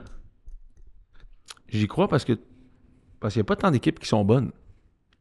En fait. Mais tu les places où, mettons, dans le NFC, là? Où est-ce que tu les places? Tu les places où, mettons, dans ton rang? Mettons que tu ferais un top 10 des équipes dans le NFC, là. Tu les places où? Moi, je pense que les Bears gagnent une game de playoff. Ah, ouais. Ouais. Parce qu'il n'y a pas tant de bonnes équipes, mais surtout dans l'américaine, dans la nationale, il y en a des bonnes, là. Bears ou Packers? En fait, les Bears, faut pas que tu oublies qu'une des affaires qu'ils font très, très bien, c'est les revirements. Ils provoquent beaucoup de revirements. Puis autant où on peut dire que les Eagles sont excellents en ce moment, dans le sens, ils gagnent puis ils font tout ce qu'ils ont à faire. Les Bears sont très similaires aux Eagles, là. Ils gagnent beaucoup de games serrés. Ils réussissent à créer des revirements. Ils courent la balle. Ils font plein de bonnes choses que tu dois faire si tu veux gagner tard dans l'année. Puis une des stats qui est les plus impressionnantes, c'est l'effet Ben Johnson avec les Bears. Ils sont en ce moment, comme les Lions étaient tout le temps que Ben Johnson était là, l'attaque qui fait le plus de big plays depuis le début de l'année. Des courses de plus de 10 verges, des réceptions de plus de 20 verges. Ils en ont 82. C'est les Bills qui sont deuxièmes. Bills, Ravens, Rams. Les Bears sont premiers. Quand tu penses à ce genre de... Tu sais, ils sont pas supposés être là, en fait. Là. Quand tu compares aux Steelers, qui ont une fiche gagnante aussi, ils en ont 4.7. Cette stat-là est grosse, parce qu'en... T'as-tu les Bears, dans leur division, ils ont un net de points négatifs. Je sais. Mais tu vois, les Blue Jays, cette année, dans le baseball, ils étaient de même aussi à un moment donné. Là. Ils étaient à 0, puis les Yankees étaient à plus 140. Là. Ils sont rendus quand même. Tu sais, je veux dire, ils réussissent à gagner. À un moment donné, ça, faut quand même l'admettre. Là. Ouais, mais tu sais, Pepper, il vient de sortir le calendrier, puis je check ça aussi. Mm-hmm. Honnêtement, ils pourraient perdre tous leurs matchs qu'il leur reste cette année. Il leur reste des grosses games. Oui, parce que... Steelers sont favoris par 3,5, mais tu sais, ils pourraient perdre contre les Steelers. Eagles, ils vont perdre. Packers, division tough, mais risquent de perdre. Ouais. Browns risquent de gagner. Packers encore, tu sais, pourraient perdre. Niners pourraient perdre. Lyon pourrait perdre. Ça va être une grosse fin de calendrier parce que justement, tu sais, ils ont enfilé des victoires dans des matchs qu'ils auraient dû gagner. Puis ça, c'est quelque chose qu'ils faisaient peut-être pas dans le passé. Là. Mais tu sais, ils ont quand même réussi à enfiler quelques victoires consécutives.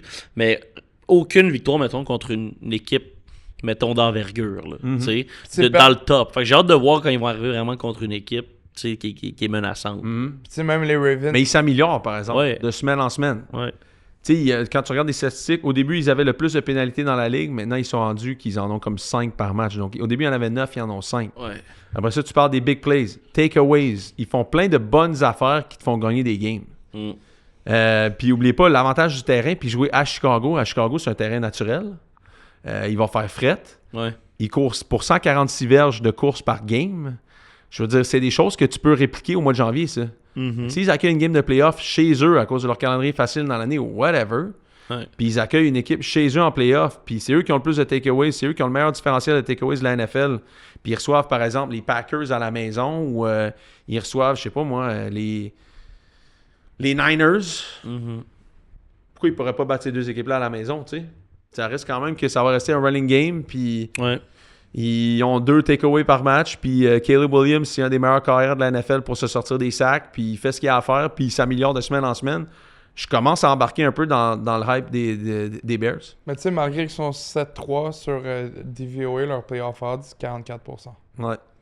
Ouais, parce que c'est leur fin de cédule. Ils ont une grosse division aussi. Là. Ouais. Mais les deux affrontements contre les Packers vont dicter un peu ce qui va se passer avec eux, j'ai l'impression. Parce qu'en ce moment, les Packers sont à 78%, puis Détroit à 85%. Puis le rematch contre les Lions les avaient battus quoi, 52-21 au début d'année. Là. Ça avait été la tape, là, le retour de Ben Johnson à Détroit. Là.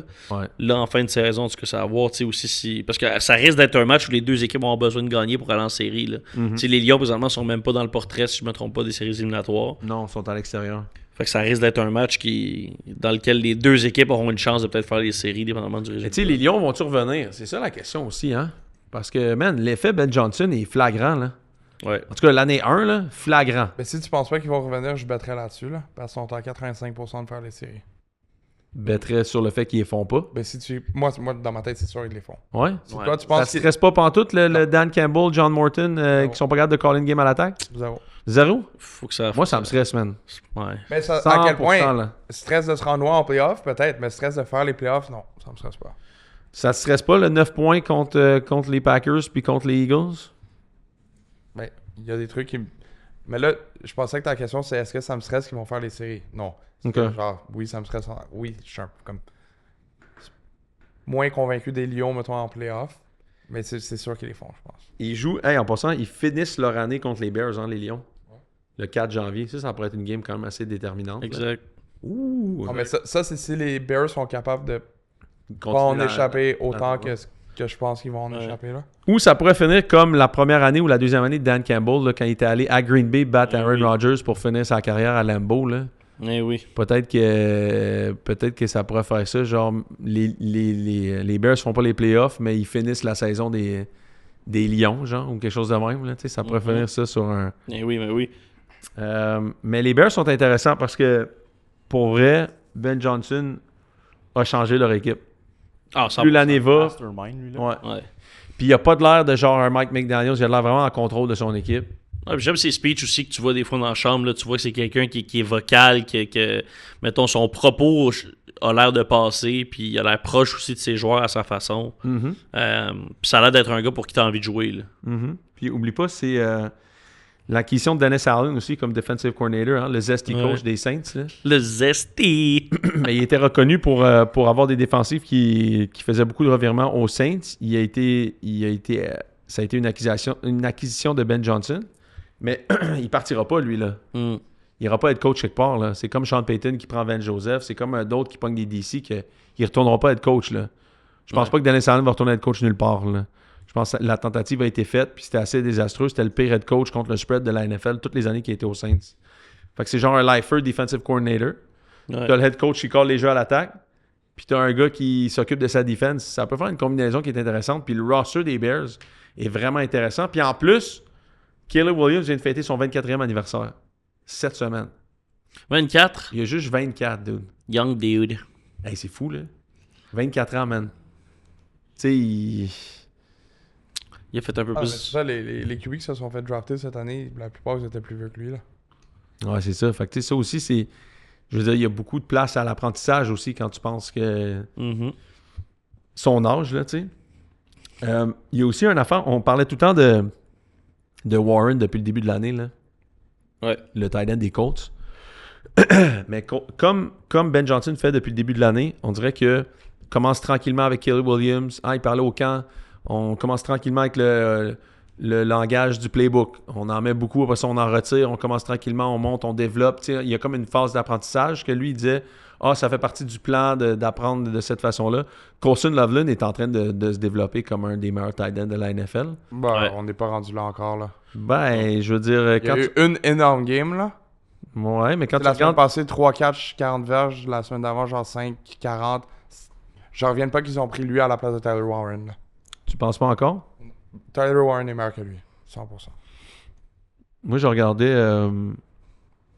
Ils ont des stats similaires dans les dernières semaines, là. Ben, Warren a eu 90... Absolument pas. Dans les 3 dernières games, Colson Loveland, 12 catch, 180 verges, 2 TD. Tyler Warren, 13 catch, 148 verges, 1 TD. Dans les 3 dernières games, ça? Mhm. Warren a eu 99, 90. Ah non, la date, elle est pas bonne. La date, elle est pas bonne. Je savais. Mais attends, j'ai vu une stat la dernière fois. Sors-moi donc les stats de Colson Loveland dans les dernières semaines. Ben, ça va pas être compliqué, je l'ai sur mon fantasy. Vas-y. Ben, je sais que la semaine passée, il y a eu 3 pour 40, genre. Mhm. Il y a eu 3,40 la semaine passée, 4,55 la semaine d'avant. Et il y a 3 semaines, il y a eu la seule grosse game qu'il y a eu cette année, 6 catch, 118 verges, 2 TD. Puis ça, c'était avec le play en fin de game où est-ce qu'il était censé se faire tackle, puis personne n'était capable de... Genre, les gars, ils se sont foncés dedans, puis il a couru un autre, genre 50 verges après. Mhm. Mais Tyler Warren, là, c'est... Tu penses que c'est le plus gros dog entre les deux? Ben oui. 8 catch, 99 verges la semaine passée, 5,26 avant, moins bon, 4,53, 4,60... Comme depuis le début de l'année, c'est toujours... Depuis le début de l'année, c'est 60, sûr. Non, mais 70. c'est pas depuis le début de l'année dont je te parle. Je pense juste que, tu sais, le Porta avec les Lions, là, Ouais. ça pourrait être Loveland avec les Bears. C'est très, très similaire. Ah non, mais en Loveland, termes c'est un excellent... d'athlétisme. Loveland, c'est un excellent tight end. Mhm. Il va avoir une carrière, là. Sauf que j'aurais pris Tyler Warren en premier. C'est comme un autre style de Ah. joueur. Parlant des Colts, est-ce qu'on se dirige vers la game Colts-Chiefs? Ouais. Colts Chiefs, en fait, pensez quoi de cette game-là? Moi, je pense que les Chiefs, ils vont Man. défoncer les Colts. Tu penses? Moi aussi, je pense que Hey, ouais. c'est un... Je suis pas down, je suis vraiment pas down, mais je pense... Vous pensez qu'ils vont leur défoncer piler les Colts. dessus? Ben, piler dessus. Mais c'est parce que c'est juste un must-win pour Kansas City. Là. Ils ont La pas cote le est à choix, 3,5. man. C'est La un cote est à must 3,5, je prendrais les Chiefs à 3,5, là. Moi Ouais. aussi. Puis, tu sais, ce serait le genre de bet que s'ils perdent, je serais quand même content parce que ça veut... on s'éloigne des Chiefs en série. Ouais. Fait que c'est comme un win-win scénario. Soit je fais du cash ou soit je suis content. Puis dans les deux cas, t'es content. Dans les deux cas, on se ramasse au cases. Pas le mardi soir, par exemple. Non, c'est ça. Là. J'aimerais quand même dire qu'en début d'année, on avait dit que les Chiefs ça pouvaient rater les séries cette année, avant le début de l'année. Ouais. Fait que j'avais mis McGill deuxième, mais j'avais aussi dit que les Chiefs pourraient rater les séries. Je pense pas qu'il y en avait un tabarouette qui disait que les Chiefs allaient rater les séries. Puis, non, c'est pas ça. Vous pensez que. Je peux pas croire. Tu sais, j'ai l'impression que Kansas City, il y a quelque chose qui. Il y a une cohésion en quelque part qui est pas là cette année à date. Je suis d'accord, mais les Colts, si t'es capable d'arrêter leur run game, Daniel Jones, ça devient pas mal plus compliqué. Mais faut arrêter Et le run game. Mais je pense que les Chiefs sont capables d'arrêter le run game. Okay. Ben, Chris Jones joue plus comme avant, là. 100%. C'est plus le dog qu'il était avant, là. Ouais. Ça, c'est Mais il y a du millage quand même. Là, il y a beaucoup de millage. Il était là en 2018 contre les Pats. Ça fait quand même. Non, c'est sûr. Ils sont dans la pente descendante de leur prime, là. Puis tu sais, comme j'avais sorti la stats la dernière fois, l'âge de Patrick Mahomes qui pourrait rater les séries, le même âge Tom Brady, il était 16-0. Ben, tu sais. Fait que tu sais, je veux dire... C'était toujours ça le crunch time pour les Chiefs, c'est genre, qu'est-ce qui arrive une fois que Kelsey prend sa retraite? Qu'est-ce qui arrive une fois que Chris Jones prend sa retraite? Qu'est-ce qui arrive si Andy Reid part? Ouais. Juste pas le même timeline que Bill Belichick puis Tom, mais quand même, tu sais, je veux dire, Tom s'est reviré de bord d'un premier 10 ans de dynastie avec tous les gars qu'il y avait dans cette équipe-là, pour un autre 10 ans aussi, où tu sais, le in-between de Randy Moss qui est arrivé là-bas, pour ça, les Gronk, les Aaron Hernandez, tous les gars qui ont empêché que Tom est resté là. Les Chiefs, ils ont pas encore démontré ça allait être quoi l'après-époque de Travis Kelce puis l'après-époque de Chris Jones. Ils n'ont pas nécessairement, tu sais, pas Galifianakis qui fait en sorte qu'ils vont gagner un autre Super Bowl. Là. Puis ça va être intéressant, justement, comme tu dis, de voir. Puis d'ici la fin de l'année aussi, là, c'est quoi les ajustements qui vont être apportés. Parce que moi, ce qui m'inquiète aussi, c'est le niveau de la fatigue. Puis j'en ai parlé un peu la semaine dernière, c'est parce que à un moment donné, ils ont joué tellement de football dans les dernières années. Tu sais, c'est quoi? C'est 3 présences consécutives au Super Bowl.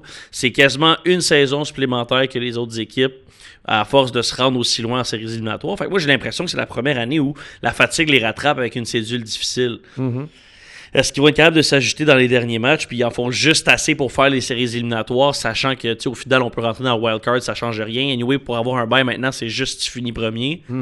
C'est peut-être un peu de ça aussi, mais... Moi, j'en ai une sur les Chiefs, les boys. Là. 2022, les Chiefs scoraient sur 46,4% de leur drive, gagné le Super Bowl. 2023, 39,1%, gagné le Super Bowl. 2024, 43,2%. Super Bowl appearance. Cette année, 48,9. C'est de loin l'offensive qu'ils ont la plus performante depuis les 4 dernières années. Ouais. Puis en ce moment, ils sont même pas prêts de faire les séries. Mais c'est peut-être juste, en fait, la division de l'Ouest dont on parlait, tu sais. Ben oui. Se taper sa gueule avec Harbaugh, Carroll puis Sean Payton, à un moment donné, il y en a un qui va couler, là. Ouais. Ben, peut-être pas Pete Carroll, là, mais Pas là pantoute. je veux dire, reste que quand même, il est là pareil, tu sais. Comment ils vont tes Raiders, bon, babe? C'était comment la From game? Misery, Oakland! From Misery, Oakland! Las Vegas! Gino! Mid! Le gars, il a pas dit un mot, ça fait genre 15 minutes. Il fait une petite intervention, là. Wow. Je savais pas que t'es un fan des Raiders. Bébé, j'étais avec toi, moi. C'est chill, man. Je suis allé me coucher au halftime. Je te niaise même pas, j'ai fermé la TV, je suis allé me coucher. T'as bien fait. Moi, Ouais, man. Ça, je suis fan des Pats, man. C'est pour ça qu'on les a assis là. je suis resté réveillé jusqu'à la fin parce que j'avais un petit bet sur Brock Bowers qui devait faire 40 receiving yards. Il a fini à 76. T'avais la Domino's qui arrivait à la fin du 3e quart. La Domino's était déjà... Ben, laisse-moi te dire qu'à début du 3e quart, la Domino's était déjà dans mon bedon. 2 larges, esti pour 24$. Oh, fait plaisir. 50% de rabais. Et oublie pas qu'il y a des extra larges au Domino's, hein. Big. Bon. Moi, mon Domino, On est rendu là. je peux même pas mettre 2 pizzas sur le coupon, man. Le 40%, Je jure, man. mec, ton Domino's qui est tellement ras, mec, tu peux plus jamais commander de Ça a là-bas. pas Là. d'allure, Ça n'a man. pas de sens. Gros. Pas de l'extra large, j'en reviens pas, mec. C'est sûr que t'es le number one customer de cette Domino's-là. Non, c'est mon coloc.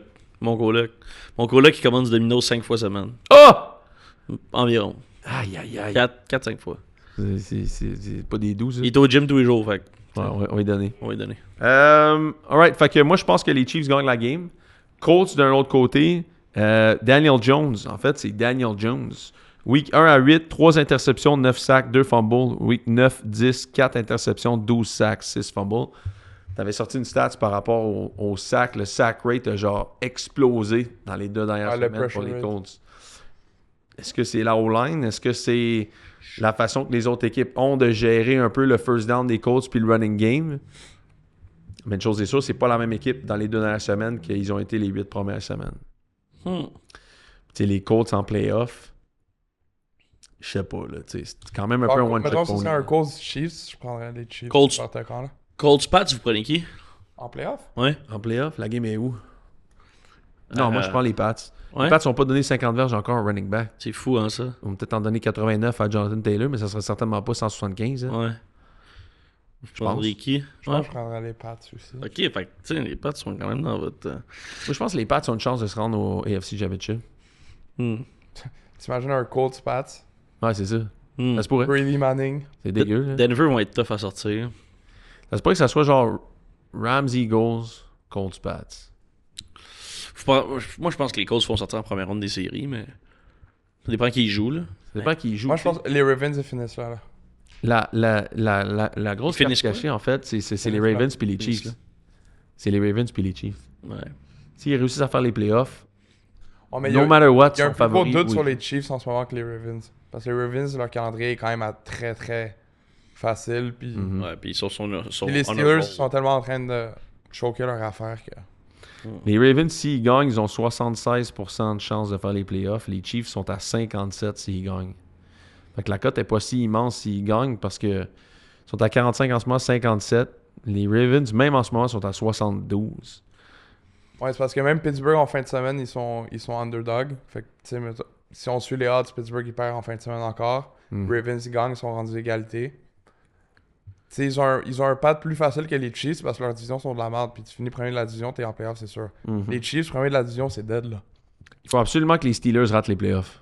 Parce que sérieux, D'accord. là, s'ils font Ça chier. serait plate, man. C'est une des pires équipes. Ouais, tu as un affrontement des équipes genre qui gagnent, là. Steelers, Colts, je trouverais ça tellement plate comme game. je veux plus first voir les round. Steelers en playoff. C'est comme, c'est sûr.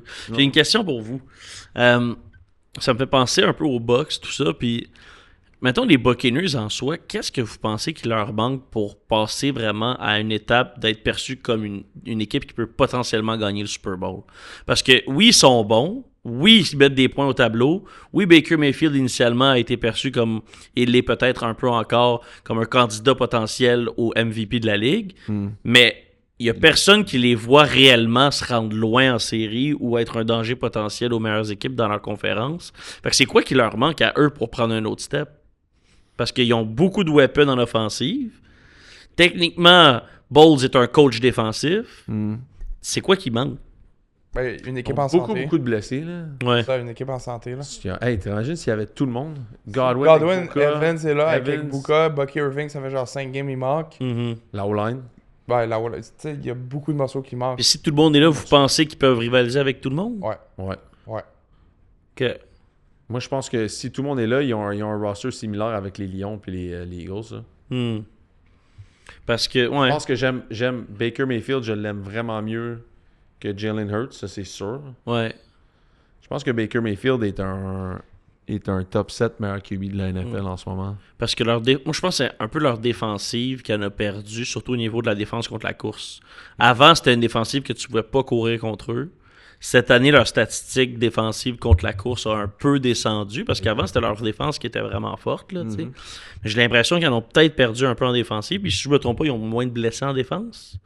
Mais... Le V joue pas très très bien. Là. Ouais, mais il commence à être vieux, là, lui aussi. Là. Ça fait longtemps qu'il est là. Il y a beaucoup du running game qui dépend de lui. Là. Ouais, exact. En tout cas, fait que je me questionnais parce que je trouve que c'est une équipe qui est tout le temps là, qui est tout le temps dangereuse, que tu sais, ils mettent beaucoup de points au tableau, mais on dirait qu'il manque de quoi, genre, pour prendre ce step-là, justement pour être avec les Lions et les Eagles. Bien sûr. Marc-Antoine? Hein? Marc-Antoine? Marc-Antoine, quoi? Je sais pas, t'as dit il manque de quoi cette équipe-là? Non, mais là. Ouais, je pense. T'es parti? Mais là. Ah, il est parti. Ouais, il revient. OK. Évidemment, il y a Shedeur qui start en fin de semaine. C'est un sujet Hey, dont l'autre tu peux depuis que tu absolument vas parler. péter dans la face à Bol d'or, là. J'adore les sujets dont je veux toujours parler. C'est les Jets ou Shedeur. C'est vraiment les deux meilleures équipes de la NFL. Shedeur start en fin de semaine contre les Raiders. La cote était à 3. Elle est montée à 4. Évidemment, il y a eu une sortie épouvantable la semaine dernière quand il est rentré dans le match contre les Ravens. On va quand même lui donner une chance cette semaine. Moi, je crois encore vraiment au hype de Shedward. Là. Je comprends pas qu'un gars pouvait être ranké aussi fort puis tomber au 5e round. Je comprends qu'il a l'air d'un tas de choses qu'on n'aime pas. Mais... un tas de pepper. Pepper. Tu T'as te de choses trouves qu'on drôle, aime pas, hein? Mais, un tas de J. mais je peux pas croire. Je vais lui donner une chance. Je vais lui Un donner une chance. Todji. Puis en plus, lui, tu sais, au début, il voulait vraiment aller jouer pour les Raiders. Rappelez-vous, il avait texté ça, là. Qu'il voulait vraiment se faire repêcher par Las Vegas. Puis sa première game comme starter, c'est à Vegas. Fait que moi, j'aime bien les Browns dans cette game-là. Tu penses qu'il va leur mettre d'en face? Ça dépend de quoi tu parles, là, mais je pense que oui. Qu'est-ce que Ben voyons. c'est? Tu dis, mon petit limeur, toi? Je pense que oui. Fait que j'aime bien là-dessus les Browns en fin de semaine. Ah ouais. Il y avait aussi une équipe que j'avais mis sur mon red flag cette année. C'est les Commanders. Les Commanders sont pas en tabarouette cette année. Hein? Ouais, Puis je me rappelle même jusqu'à l'année dernière, les moves qu'ils ont fait. C'est sûr que Jalen Daniels est blessé, mais ils ont l'alignement le plus vieux de la NFL, le plus lent de la NFL, l'équipe la plus blessée, puis ils ont plus de joueurs sur des contrats d'1 an. C'est pas prometteur du côté des Commanders. Ils ont fait plein de moves avec Jalen Daniels. Leur nouveau directeur général, l'ancien des 49ers, les moves qu'il a fait l'année dernière, je comprenais rien. Notamment des choix repêchage, notamment la signature d'un D-tackle qui avait joué aux Jets, là, je me rappelle plus son nom, là, mais un gros bonhomme pour aller... Mais à toutes les fois je regardais ça et je me disais, j'ai l'impression que les Commanders vont se planter. Puis ils se plantent cette année. Commanders, une autre game aussi qui pourrait être intéressante, c'est les Pats contre les Bengals. Tantôt on a parlé de Joe Burrow, mais c'est plus, les Pats sont sur un 8-game win streak. Moi, ça fait un de mes trends, j'en parle tantôt au show de betting. Les Pats aussi qui font partie d'une équipe cette année où on dit que une des équipes les plus mauvaises de l'histoire de la NFL. D'après les statistiques avancées. C'est les Pats, c'est une des pires équipes 9-2 de l'histoire de la NFL. Jamar Chase joue pas, par exemple. Jamar Chase joue pas.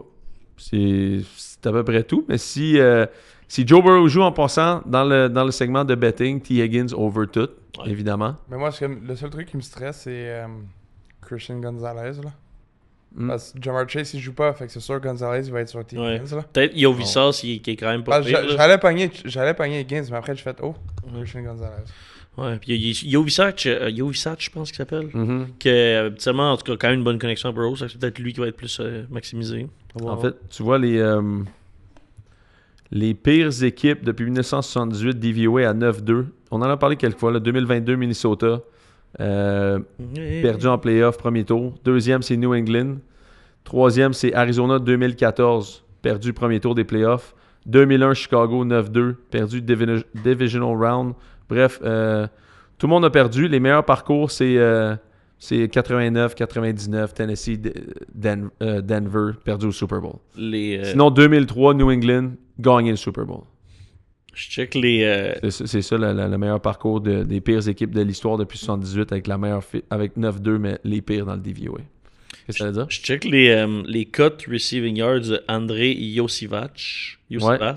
C'est quand même juteux. Là. C'est du très, très, très juteux malgré l'absence de Chase. Là. C'est quoi? C'est, mettons, 50 verges, 2.9.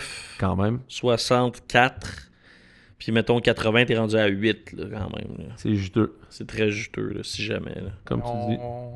On part pas le show de betting, là? Ouais, excusez-moi. On va en parler tantôt. Mes excuses. Bien vu, monsieur Parler. Vous êtes sharp. Est-ce qu'il y avait d'autres choses aussi Non, hein? à propos des matchs en fin de semaine? Il s'en calait, ça. Je sais que lundi soir, je vais vouloir parler des Panthers contre les 49ers.